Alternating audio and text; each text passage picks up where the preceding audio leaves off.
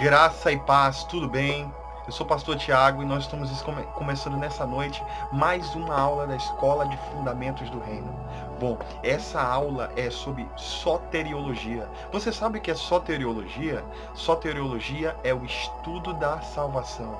Você sabe como o homem pode ser salvo? Como o servo de Deus tem a convicção da sua salvação? Você sabe o que é a salvação de forma simples?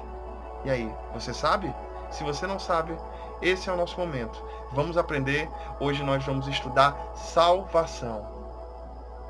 Para você que não sabe, salvação é a obra de Cristo na vida de um homem. De forma bem simples. É a resposta do homem a Deus. É a obra de redenção, que significa que Deus ele veio buscar o homem através do plano do Senhor. Sabe, queridos, o homem só pode se aproximar de Deus através da salvação. A salvação faz o homem ter uma mudança radical da sua vida. É aquilo que o apóstolo Paulo chama de metanoia, a mudança radical da sua mente. Eu lhe digo algo, o alcoólatra, o viciado, o dependente químico, quando ele tem um encontro verdadeiro com Jesus, ele tem uma metanoia. E essa metanoia é a mudança radical da sua mente. É o que está descrito em Romanos capítulo 12, versículo 1. Não vos conformei-vos com esse mundo, mas transformai-vos pela renovação da vossa mente. Quando você tem um encontro com Cristo, aquele que roubava, ele não rouba mais. Aquele que estuprava, não estupra mais. Aquele que matava, já não mata mais. Por quê? Porque entrou a dunamis. O poder de Deus entrou dentro do homem. A essência do próprio Deus retorna à criatura, que nesse momento recebe a paternidade. Ele se torna filho. Esse é um dos princípios e um dos pilares da salvação. Você pergunta para mim, pastor, o que é de fato salvação? Para os católicos, para os irmãos católicos, seria salvare. Salvare vem do latim, que significa salvar. Mas para nós que somos cristãos em Jesus, nós entendemos que salvação significa no hebraico Yeshua, que significa largura, facilidade, segurança. Isso é salvação. A palavra Yeshua, que nós conhecemos como Jesus, significa salvação. Para os teólogos, o vocábulo grego para salvação é soteriologia, de soteriologia. Sotéria vem de cura, de redenção, de salvação. E logia vem de estudo, por isso é soteriologia. Queridos, Deus me deu um rema poderoso à medida que eu estou fazendo essa aula para você. A gente só recebe Jesus mediante a fé. Não por ir no altar, entregar nossa vida para Jesus lá. Não, isso é mantra religioso, é mantra denominacional. Você recebe Jesus, crendo em seu coração, você obtém a salvação mediante a fé. Por quê? Porque a fé é um dom de Deus. A fé não tem explicação, é algo espiritual que está intrínseco dentro do próprio Deus. É muito louco, né? Louco demais. Muito louco isso. Aí você pergunta para mim, pastor, como ocorre a salvação? Como é que pode ocorrer a salvação? Queridos, de várias formas. Mas o primeiro é através do convencimento. Você pode ter a salvação. Como assim, pastor? A obra da salvação começa quando o Espírito Santo toca o coração de uma pessoa. Ele convence o homem do pecado. A Bíblia diz que o único que pode convencer o homem do pecado não é o próprio Deus, o Deus Pai. Não é o Deus Filho, mas é o Deus Espírito. Ela diz assim em João capítulo 16, versículo 7 até o 11. Mas eu vos digo a verdade, convém-vos que eu vá, porque se eu for, Jesus falando, o Consolador não virá para vós.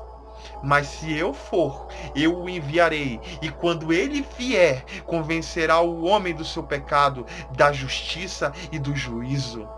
Do pecado, porque não creram em mim. Da justiça, porque eu vou para o meu Pai, e não vereis mais a mim, Jesus falando. E do juízo, porque já o príncipe deste mundo está condenado. O príncipe é Satanás, ele já está condenado. Então é um princípio. Você obtém a salvação através do primeiro ponto, através do convencimento. E quem convence? O Espírito Santo.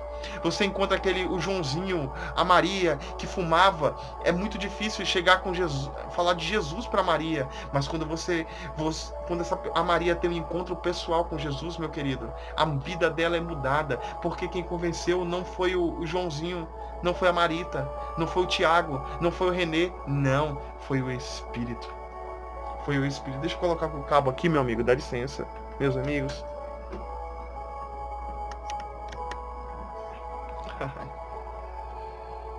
Ai, Jesus. Segundo ponto, meus amigos. Como o homem obtém a salvação? Através da conversão. E você pergunta para mim bem assim, pastor, como é possível a conversão? Através. A conversão, o que é conversão? Eu abandonar. Como é que ela acontece? Quando eu abandono os velhos hábitos. Quando eu abandono o caminho ruim. E isto me conecta ao Pai. A Bíblia diz lá em Gênesis capítulo 1, versículo 26, que ao Deus, quando Ele cria um homem,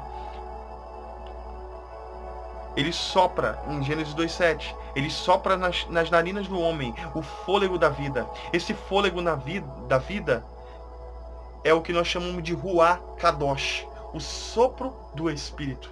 O próprio Deus, o Deus de forma triuna, sopra, vem o Espírito, entra sobre o homem passa a ter uma liberalidade, o homem passa a ter uma essência que só quem tinha era o próprio Deus. Essa essência é o Ruach Kadosh, o sopro de vida. E a Bíblia diz que como entrou o pecado no mundo por um homem, só existe a salvação em um homem, e essa salvação é em Jesus. E aí, o que acontece? Como o homem pecou no Éden, houve uma desconexão. O cabo foi quebrado, é como se um cabo de fibra ótica cortasse o sinal, você fica sem o sinal. Mas quando você tem a conversão em Jesus, aquele cabo é conectado e você volta à essência de filho, de conexão com o Pai. E a conexão ocorre como? Em Atos capítulo 3, versículo 19, diz assim: arrependei-vos e convertei-vos, para que sejam apagados os vossos pecados. Diz assim em Lucas capítulo 22, versículo 32. Mas eu roguei por ti, para que a tua fé não desfaleça, e que tu, quando te converteres, confirma teus irmãos. Quando alguém se converte a Jesus, os primeiros a saberem são os irmãos. Esses irmãos podem ser os teus amigos. As pessoas olham o João que um dia roubava. O João já não rouba mais. O João era alcoólatra. O João já não bebe mais. Por quê? Aconteceu a metanoia, uma mudança radical na mente dele. Ele já não é mais aquele homem comum. Ele é uma bomba nas mãos de Deus. Muitos perguntam para mim bem assim: pastor, o que é arrependimento? E antes de responder o que é arrependimento, eu lhe digo que a terceira forma de você ser salvo é através do arrependimento. E o que é arrependimento de fato? É ter a convicção, é se arrepender e ter a convicção do pecado. Por exemplo, o cara era prostituto. A convicção dele é que aquilo é pecado e ele abandonou aquilo. Por quê? Porque ele se arrependeu. Essa é a terceira forma de ser salvo. É fazer um esforço sincero para deixar as práticas pecaminosas. Deve haver uma mudança de atitude. E aí acontece a salvação. E eu posso lhe dizer, de pontuar, que se ser salvo através do arrependimento, nesse quesito, é o mais difícil. Porque é todos os dias, eu e você sendo martelados pelas visitações, pelas nossas debilidades, pelas nossas fragilidades. E a Bíblia diz em Tiago capítulo 4, versículo 7, sujeitai-vos, pois, a Deus, resisti-vos ao diabo, e ele fugirá de você. Querido, o Senhor não te permite sofrer mais do que aquilo que você pode aguentar. O Senhor tem ouvido o teu clamor e tem assistido às tuas guerras e te diz que entra salvação na tua casa, entra cura, entra transformação na tua casa. Você não é o mesmo, você é alguém do Senhor e o Senhor toma a tua causa. É muito linda essa aula, né? Tem pessoas que dizem que aceitaram a Jesus E a gente fica perguntando assim, eu não acredito que fulano de tal aceitou Jesus. Porque se ele aceitasse Jesus, se ele realmente fosse de Deus, ele não era a mesma pessoa de hoje. Ele não faria as mesmas bobagens que ele faz nos dias de hoje. Eu quero lhe dizer, querido, existe uma coisa chamada arrependimento e a outra coisa chamada remorso. Entre o remorso, eu posso lhe dizer a síndrome de Judas Iscariotes. Judas Iscariotes, eu penso que Judas Iscariotes, se ele tivesse arrependido ali, o próprio Jesus o teria perdoado. Porém, Judas Iscariotes, a história conta. Eu creio, na verdade, acho não, mas creio que se Judas tivesse se arrependido dos seus pecados, com certeza do seu ato, o Senhor Deus o teria perdoado. Porém, ele entrou numa rota conhecida de morte. É o que o remorso faz. É um arrependimento momentâneo. Não é um arrependimento de fato. É um remorso. Foi algo momentâneo. Veio aquele sentimento de querer se arrepender e não fez. A Bíblia diz que ele se matou. Ele se enforcou num vale conhecido como Vale de Alcedama. E até os dias de hoje, se você for em Israel, você vai ver que esse lugar, Alcedama, tudo que você planta ali, nada funciona. Nada nasce. É uma terra seca. Quando você observa aquele irmão que você tratou, por exemplo, você que é pastor, discipulador, você é líder de célula, está tratando aquela vida, aquele irmão, e você vê que é algo vicioso, ele não consegue largar, é uma característica, querido, de que ele não teve arrependimento, mas de que ele tem remorso. Porque o remorso faz com que você se torne escravo daquele pecado, escravo daquela porcaria, escravo daquela sujeira. E quando a pessoa tem um arrependimento genuíno, ela combate, ela luta contra aquele pecado. Por quê? Porque a convicção que ela tem é produzida pelo Espírito. O Espírito Santo de Deus é quem convence o homem do pecado, da justiça e do juízo. É aquele que alimenta o meu espírito. Quando existe um arrependimento genuíno, existe um abandono do pecado. Em Mateus capítulo 3, versículo 8, diz assim: produzi, pois, frutos de arrependimento. Então, quando uma pessoa está arrependida de verdade, a gente consegue ver, o ambiente consegue ver, a pessoa não fala nada, as pessoas percebem como a vida daquela pessoa é a partir do momento de que ela entregou a vida dela e ela está caminhando com Cristo. Quando ela tem um arrependimento genuíno também, essa pessoa se submete a viver no Espírito. Muitos chamam essa pessoa de louca. E por que ela é chamada de louca? Porque ela não pratica mais aquilo do qual ela praticava. O quarto ponto, uma pessoa é salva mediante a fé. E esse é o mais maluco, é o mais louco que eu posso te dizer. Por quê? Porque o ateu diz que ele não acredita em Deus, ele tem uma fé interior. Ele, vamos supor, ele é egocêntrico, logo ele tem uma fé. E o que ele não sabe é que a Bíblia diz que porque, em Efésios capítulo 2, versículo 8, diz assim: porque pela graça eu sou salvo, você é salvo por meio da fé, e isso não vem de vocês, é dom de Deus.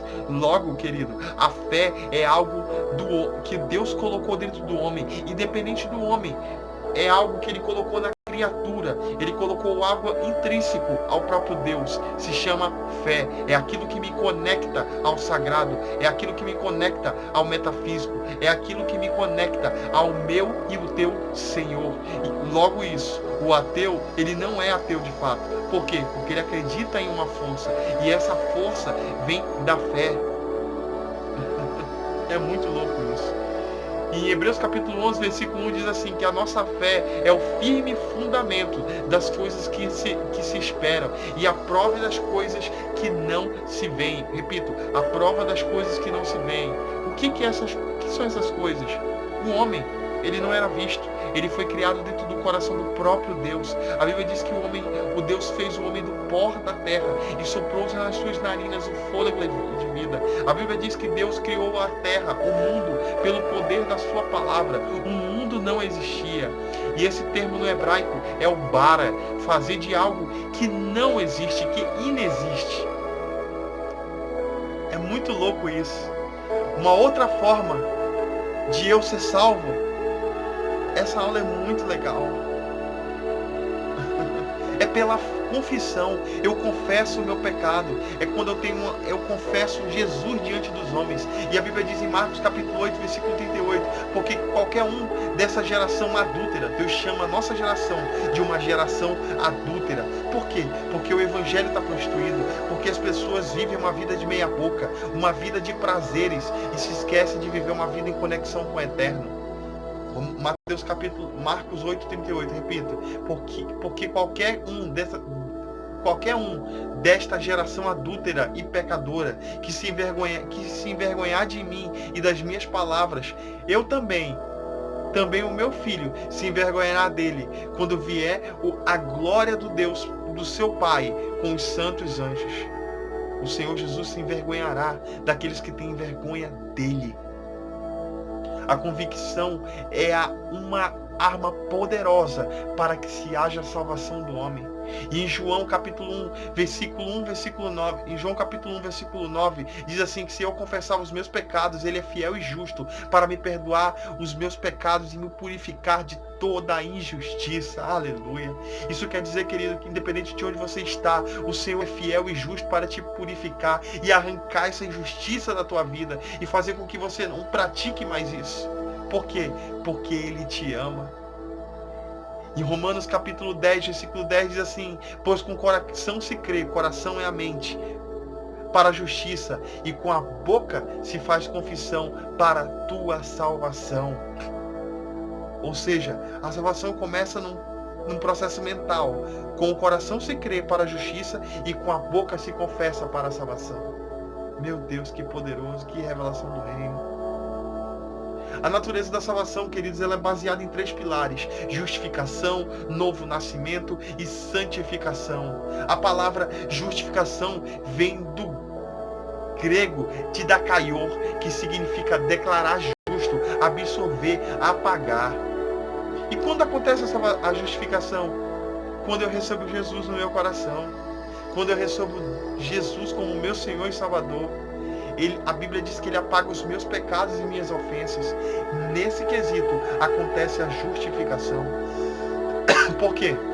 Porque em Romanos capítulo 5, versículo 2 diz assim: pelo qual também temos entrada pela fé, e esta graça na qual estamos firmes e nos gloriamos na esperança da glória de Deus.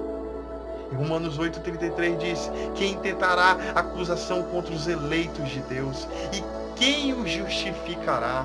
Só o Senhor pode me e te justificar, querido. O novo nascimento. O que Jesus ensina sobre o novo nascimento? Se você observar o João capítulo 3, versículo 1 até o 15, é uma bomba poderosa para falar sobre o novo nascimento. Mas eu vou pegar aqui João capítulo 3, versículo 6, que diz assim: o que é nascido da carne é carne, o que é nascido do Espírito é Espírito. É por isso que quando a gente aceita Jesus, quando nós caminhamos com Jesus e temos convicção da minha e da tua salvação, nós não praticamos aquela porcaria que nós praticávamos mais. É muito comum a gente assistir dentro das igrejas, perceber o irmão que fala assim: eu bebia muito, hoje eu não bebo mais. Eu cheirava pó e hoje eu não cheiro mais. Eu era homossexual e hoje eu não sou mais. Eu praticava poligamia e hoje eu não pratico mais. Por quê? Porque o que é nascido da carne é carne, João 3,6. Mas aquele que é nascido do Espírito é Espírito. Então, quando eu reconheço Jesus, eu me conecto ao Senhor novamente. Eu ganho a paternidade de filho e logo deixo de ser criatura. Em Efésios capítulo 5, versículo 26 diz assim, queridos: para que santificasse, tendo-o purificado por meio da lavagem de água pela palavra. A água, querido, quando ele fala a água da vida, ele fala a palavra da vida. A água representa a vida. A água lava pecados. Então, quando eu reconheço Jesus, é como se o Senhor estivesse me lavando, passando sabão, arrancando toda a sujeira e me transformando em pessoa limpa novamente. O outro pilar da salvação, eu falei que é a justificação, agora é a santificação. A palavra santificação vem de santo. E a palavra santo significa separado no dicionário. É quando o cristão não se mistura mais aos prazeres desse mundo. A Bíblia diz que Enoque, ele não vivia mais os prazeres desse mundo. E o Senhor o recolheu. Eu creio que os homens mais santos da terra, eles não morrem, eles são recolhidos para o Senhor. É claro que muita gente ouve falar que são mortos, mas eu creio que na verdade eles foram recolhidos pelo próprio Deus. Em João capítulo 17, versículo 17 diz assim: santifica-os na verdade, a tua palavra, Deus, é verdade, que essa verdade possa tomar conta do meu e do teu coração. João capítulo 15, versículo 3 também diz: vós já estáis limpos pela palavra que vos tenho falado. Nós somos limpos e purificados pela palavra, queridos, pela palavra de Deus. Quem eu era antes de viver uma vida com Deus? Em Efésios capítulo 2, versículo 1 até o 1 até o 3, eu te digo, a gente estava morto em nossos pecados, nós estávamos em conformidade com esse mundo, vivendo uma vida na média e não acima da média, que quando eu reconheço Jesus, a minha vida é acima da média. Nós éramos, por natureza, filhos da desobediência, da ira, nós estávamos na mão de Satanás, queridos. E quem eu sou hoje? Ah, querido, eu sou hoje, tenho vida de Deus, metanoia de Deus, a mudança de Deus invade a minha mente. Eu sou salvo da morte. A Bíblia diz em João 14,6, eu sou o caminho, ele é o caminho, a verdade e a vida. Ninguém vai ao Pai se não for pelo Filho. Que filho é esse? Jesus. Ele me traz vida e vida em abundância. Então eu sou salvo da morte. Quem eu era também antes da salvação? Eu era herdeiro. Depois da salvação, eu sou herdeiro da ressurreição. Agora eu sou filho, eu tenho filiação, eu sou filho de Deus. Eu sou quem? Eu sou uma obra-prima. Você é uma obra-prima de Deus. Você é feitura, que quer dizer um poema. Por isso que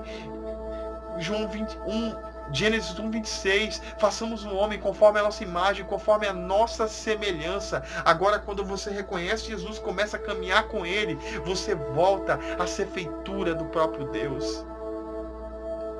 E para acabar, meu querido, e para finalizar, comente, compartilhe, se inscreva no canal. Espero que você tenha aprendido. E se você quiser criticar, pode criticar. Comente no canal, dê o seu like. A Bíblia diz que pelo fato de eu seguir a Cristo, estar caminhando com Cristo e ter convicção da minha salvação, eu vou me assentar nos lugares celestiais, nos lugares com Cristo, à destra de Deus Pai. Eu vou estar reinando com meu Jesus, porque eu sou filho. Deus abençoe vocês em nome de Jesus. Shalom, shalom.